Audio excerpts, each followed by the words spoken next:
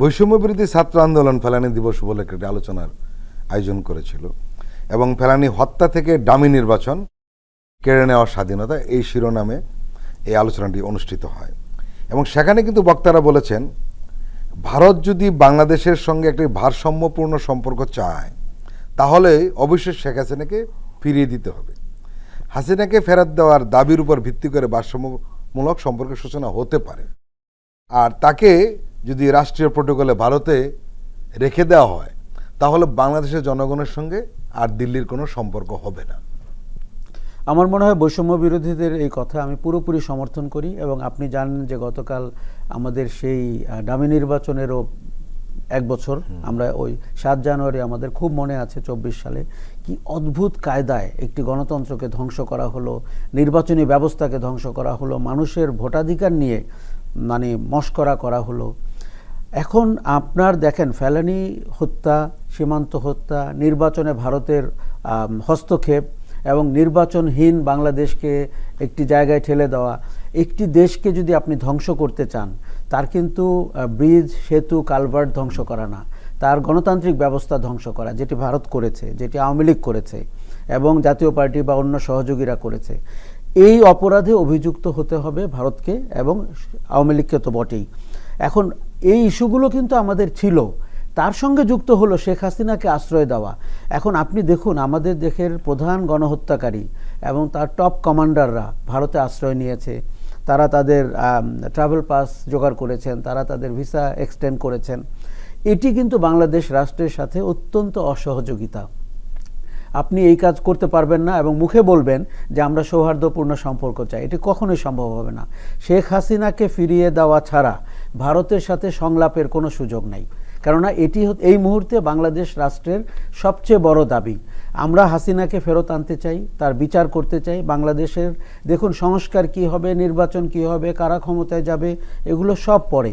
আপনি 2000 মানুষকে হত্যা করেছেন, 30,000 মানুষকে আহত করেছেন, আপনি আমাদের গুম খুন করেছেন, প্রায় 1800 মানুষকে আপনি গুম করেছেন, বিনা বিচারে হত্যা করেছেন।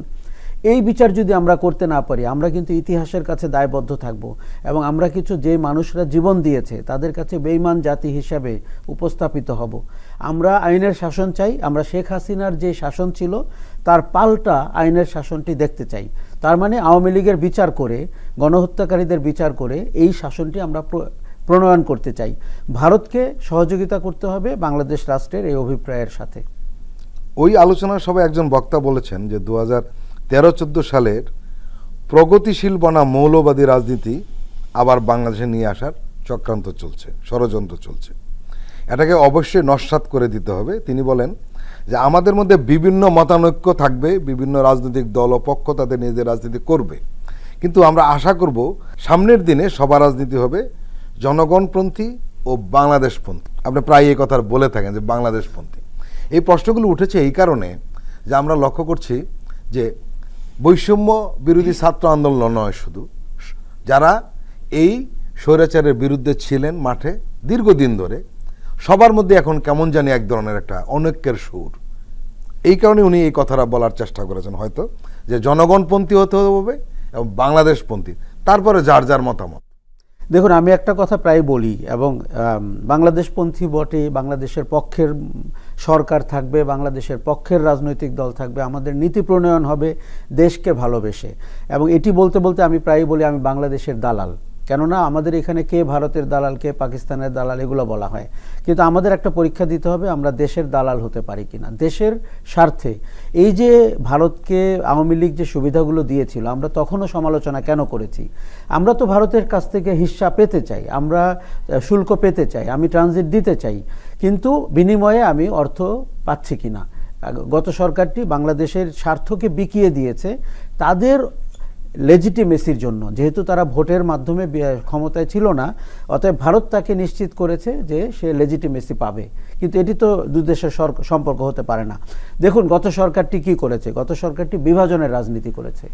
আপনাকে স্বাধীনতা বিরোধী বলেছে যখন আপনি গণতন্ত্রের পক্ষে বলেছেন, অধিকারের পক্ষে বলেছেন, প্রতিবাদ করেছেন, আমাদেরকে দিনের পর দিন শুনতে হয়েছে আমরা হচ্ছে স্বাধীনতা বিরোধী, আমরা রাজাকার, জঙ্গি। এইগুলোর বয়ান তখনই করা হয় যখন আপনার পায়ের নিচের মাটি থাকে না, আপনার রাজনৈতিক আদর্শ থাকে না, আপনি জোর করে ক্ষমতায় থাকেন। বিভাজনের রাজনীতি নরেন্দ্র মোদী করছেন ভারতে। ভারতের জন্য আমার ইদানিং করুণা হয়, যেই ভারতকে আমরা উজ্জীবিত হতে দেখছিলাম, মোদির কারণে ভারত কিন্তু কয়েক শতক পিছিয়ে যাচ্ছেন। মোদি যেদিন বিদায় নেবেন, আপনি ভারতকে নতুন আলোয় উদ্ভাসিত হতে দেখবেন এবং সময় লাগবে কিন্তু ভারত তার নিজস্ব গ্রাউন্ডে আবার ফেরত আসতে। শেখ হাসিনা বাংলাদেশকে এই কাজটি করেছেন। 12-13 সাল থেকে তিনি শুরু করেছিলেন যে দেশ জঙ্গিতে ছেয়ে যাচ্ছে এবং বানানো জঙ্গি, সাজানো জঙ্গি, এবং দু একটি ঘটনা হয়তো সত্যি ছিল, বাকি সব ঘটনা তার সাজানো ছিল। র্যাব, পুলিশ এদেরকে দিয়ে বিভিন্ন জায়গায় বাড়িটি ঘিরে রেখেছেন, আপনার জাহাজ বাড়িতে 9 জনকে হত্যা করা হলো। এইগুলো করে উনি ওয়েস্টকে দেখাতে চেয়েছিলেন যে বাংলাদেশে জঙ্গিরা ক্ষমতা নিয়ে নেবে যদি উনি কোনো না কোনোভাবে ক্ষমতায় থাকেন। আমাদের এখন যে সমস্যাটি, যেটা আপনি এখন বলছেন, দেখুন আমরা বিভাজনের রাজনীতিতে হাঁটতে চাই না, এটি কারোর জন্য কল্যাণকর না, এটি এক ধরনের ট্যাগিং এবং এটি থেকে আমাদের বেরিয়ে আসতে হবে।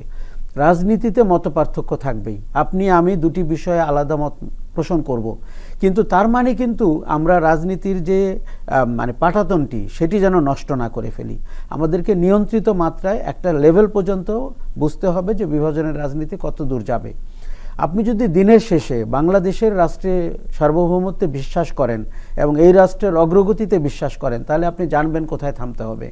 এখন আমরা যেটি দেখতে পাচ্ছি যে যেহেতু শেখ হাসিনা পালিয়ে গেছেন, আওয়ামী লীগ বিতাড়িত হয়েছে, কাজে অনেকের মধ্যে এক ধরনের রাজনৈতিক উচ্চাভিলাষ পেয়ে গেছে। কারো কারো মনে হচ্ছে তারা এই সুযোগে ক্ষমতায় চলে যেতে পারেন, অথবা যে সরকারটি এখন আছে এটি তাদেরই সরকার, তাদের মতো করে তারা কেউ নিজেকে দেশপ্রেমিক ঘোষণা করেছেন। সেনাবাহিনীর সাথে তারা 1971 সালে গোলাম আজম ঠিক এমন করেই বলেছিলেন, তাই তো? কাজেই আমাদের মনে হয়েছে যে একটা হঠকারিতার সময় যাচ্ছে, বিচ্ছিন্নতার সময় যাচ্ছে। এই সময়ে আমাদের প্রত্যেককে একটা নিয়ন্ত্রণের মধ্যে এসে নিজস্ব রাজনীতির প্রচারণায় যেতে হবে, একটা সংস্কার করতে হবে যাতে করে আমরা কালো শাসন আরেকবার না দেখি। নির্বাচন দিতে হবে যাতে করে জনপ্রতিনিধিরা ক্ষমতায় আসতে পারেন, এবং মনে রাখতে হবে 5ই আগস্ট কিন্তু শুধু শেখ হাসিনাকে বিদায় করেনি, রাজনীতিবিদদের জন্য গুরুত্বপূর্ণ মেসেজ দিয়ে গেছে। আমার ধারণা দেয়ালের লিখন তারা পড়বেন এবং সেই রাজনীতি তারা জনগণকে বলবেন। মানুষ কিন্তু ওই রাজনীতি পছন্দ করছে না যেই রাজনীতিতে আমরা অনেকেই অতীতে ক্ষমতায় এসেছিলাম বা আগামীতে ক্ষমতায় যাওয়ার স্বপ্ন দেখছি।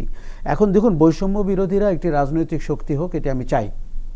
গণ অভ্যুত্থান তারা করেছে, তাদের অনেক রাজনৈতিক বক্তব্য আমার কাছে নতুনত্বের আভাস দিচ্ছে, কিন্তু তার একটি পূর্ণাঙ্গ বয়ান লাগবে এবং সেটি বাস্তবায়ন করতে গিয়ে বা দল গঠন করতে গিয়ে তারা যেন হঠকারিতার দিকে না যায়, তারা যেন এমন কোনো শক্তির সাথে হাত না মেলায় যারা পুরনো রাজনীতির ধারক এবং বাহক। তাদের সমস্ত সম্ভাবনা রয়েছে এবং আমি তাদের শুভানুধ্যায়ী, সম্ভাবনাগুলোকে যেন তারা কাজে লাগান।